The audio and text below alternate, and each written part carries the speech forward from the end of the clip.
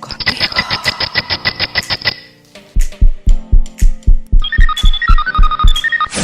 Contigo.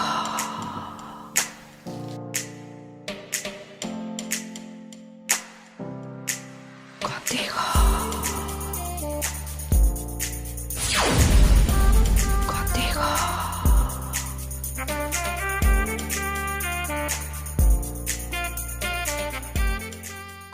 Como se podrá comprobar, estamos teniendo ponentes prácticamente de casi todas las islas, de las distintas islas, por lo menos de las tres, dentro de lo que cabe, más importante dentro de la geografía. No quiere decir que para mí las demás no sean importantes, lógicamente para mí son todas iguales, ¿no? Hemos estado en Gran Canaria, en Tenerife, y ahora llegamos a Lanzarote para hablar con una persona que es periodista desde un montón de años, que es historiador, ha escrito ya varios libros, y una persona muy conocida en los distintos medios informativos de Lanzarote.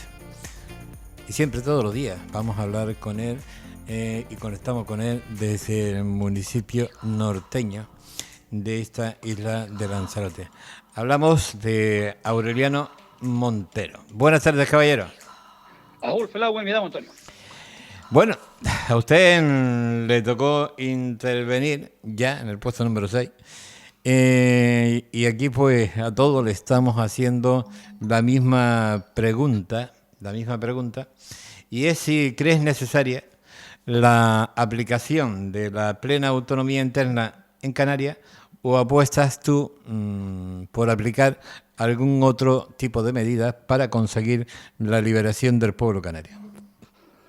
Bien, tras escuchar las interesantes disertaciones de los anteriores intervinientes en este programa, poco más puedo añadir. Pero en respuesta a tu pregunta, creo interesante y fundamental explicar a los muchos oyentes los antecedentes a esta cuestión y todos los mecanismos empleados antes y ahora por los diferentes gobiernos españoles para eliminar cualquier pretensión de autogobierno, sea cual sea, del archipiélago canario. En primer lugar, a esta altura, ya nadie puede negar la situación colonial de Canarias, disfrazada desde hace muchos años con términos semánticos tan dispares como provincia de ultramar, territorios españoles en África o la más reciente, regiones ultraperiféricas.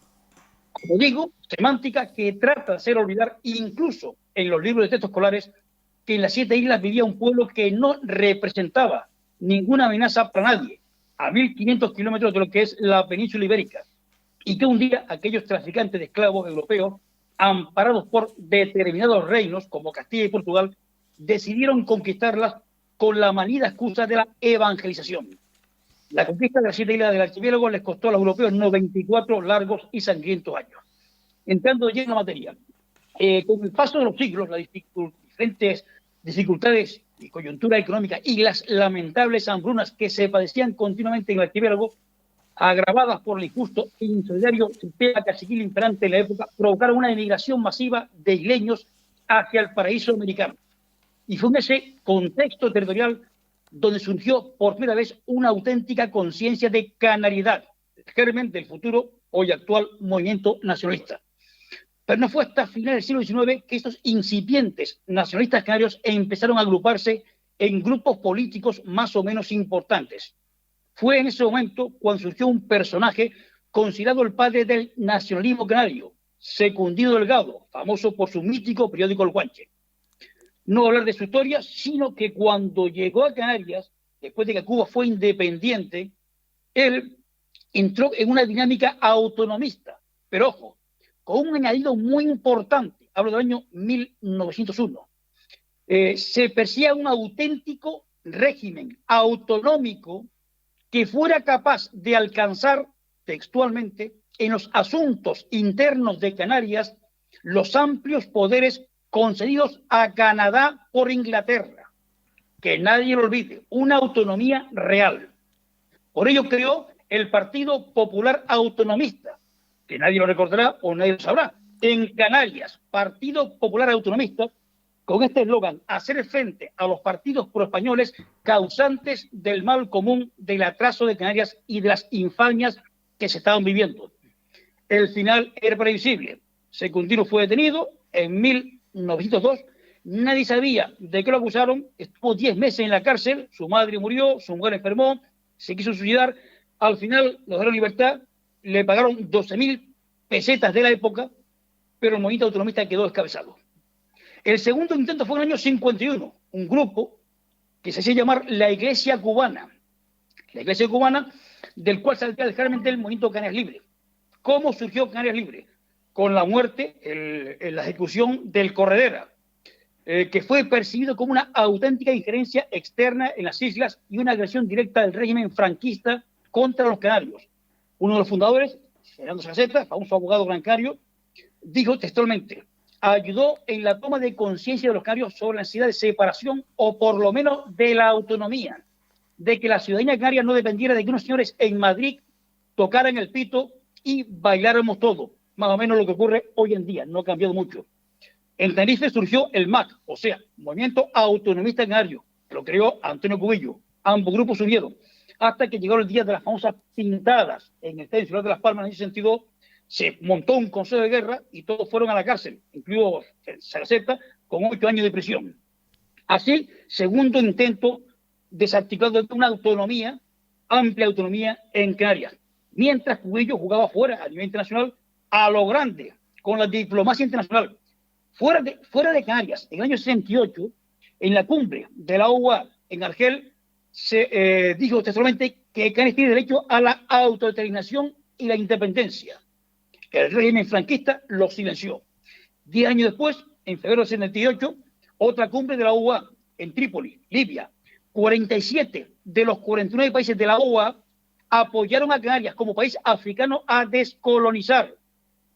La prensa de entonces, de la transición, lo ocultó.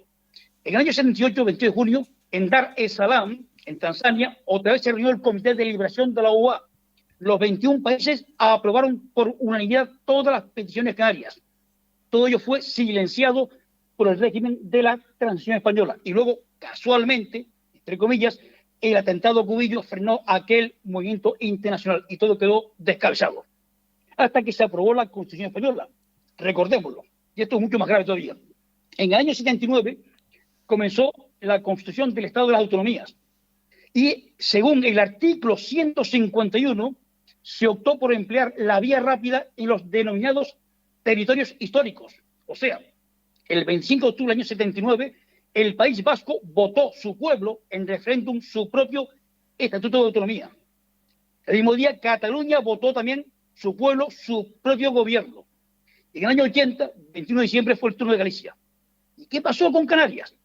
Pues según los políticos de la UCD de aquel entonces decían que someter a referéndum, como exigía el artículo 151, textualmente, era una oportunidad muy propicia para los intereses de los movimientos descolonizadores, que se apuntarían sin duda el hecho de que pudiera producirse una elevada abstención en la consulta ciudadana, resucitando por tanto el interés de la UA sobre Canarias. Por ello optaron por el artículo 143 de la Constitución. Para entendernos, el artículo 151 con referéndum permitía obtener un mayor nivel de autogobierno desde el principio. El artículo 143 sin referéndum le dio a Canarias una autonomía reducida. Así que hasta que se aprobó en el año 82. Todo ha sido descabezado. Ahora vamos al actual Estatuto de Autonomía. Hace 2 años se aprobó la reforma, pero resulta que las competencias todavía no han sido traspasadas. Anteayer, el senador de Coalición Canaria, Fernando Clavijo, expresidente, se presentó una iniciativa en el Senado recordando que 2 años después de la aprobación de la reforma del Estatuto, todavía no han traspasado medios, materiales y personales en materias tan importantes como el transporte aéreo interinsular, la participación en puertos y aeropuertos, en costas, en seguridad o en sanidad exterior, mientras que otras comunidades, al mismo tiempo que Cataluña y Euskadi, sí han avanzado en todo ello, con lo cual seguimos a la cola. Efectivamente, la respuesta es si hace falta. Pero añadimos una cosa, que luego el compañero Manuel Gutiérrez lo ampliará.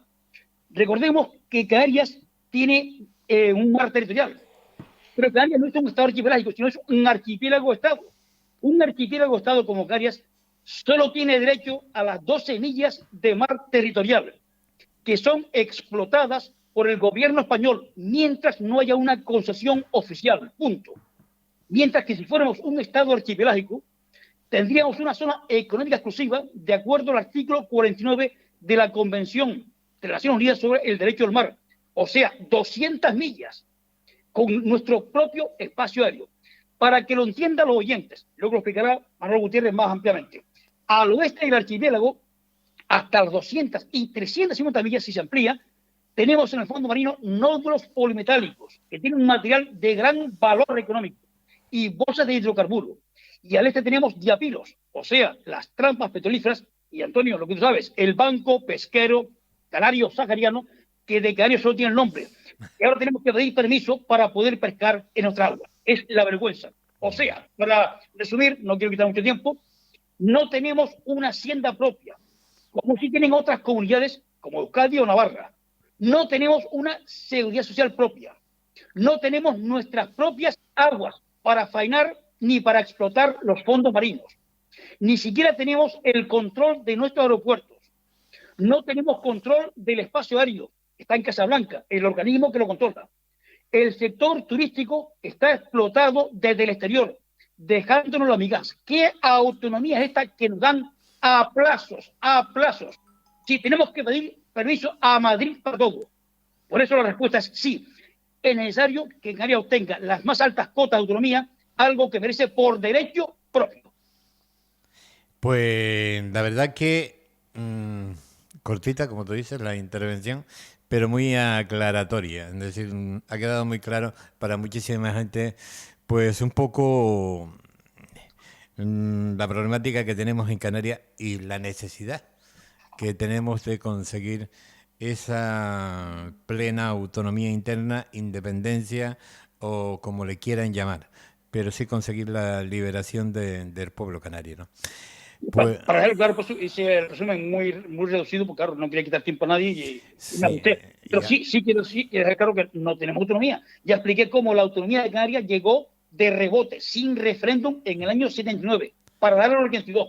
Pero ojo, es que ahora la reforma, tanto que la han anunciado, tenemos una reforma del Estatuto hace 2 años, y nos enteramos de ayer, según Fernando Clavijo, que todavía no han traspasado la competencia, nos están tomando el pelo. Es que tenemos que pedir permiso para controlar el aeropuerto, el PCR. Es que no tenemos ni control del aeropuerto, ni el mínimo que se aprobó en la reforma. Es una vergüenza. Claro que queremos una autonomía total, pero que la que tenemos ahora ni siquiera autonomía, es de nombre. Ni siquiera tenemos las aguas, ni siquiera las aguas.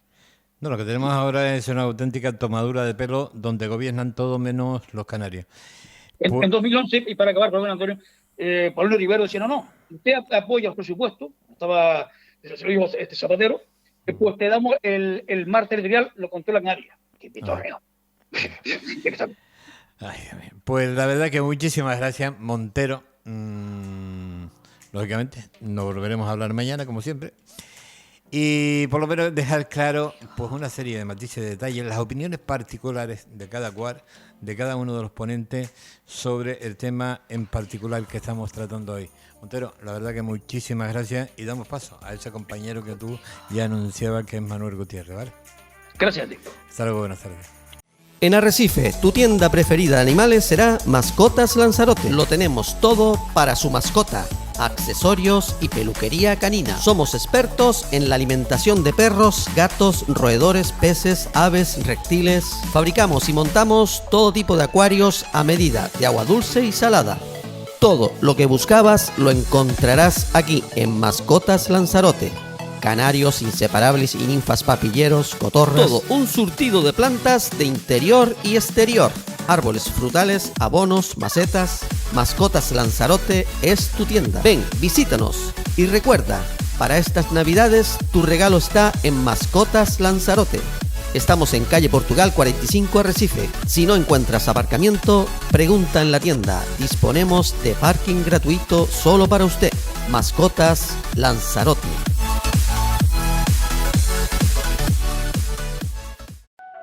Concierto desde la Casa Museo del Timple de la Villa de Teguise. Jueves 19 de noviembre a las 19:30 horas, concierto de Ayose Rodríguez. Nueva cita con la cultura en la Villa de Teguise. Con posibilidad de acudir de manera presencial, reserva de entradas en el teléfono 928 84 51 81. También podrás seguirlo en streaming en el Facebook de la Casa Museo y en el de Cultura Teguise o en la web teguise.es. Concierto de Ayose Rodríguez en la Casa Museo del Timple de la Villa de Teguise.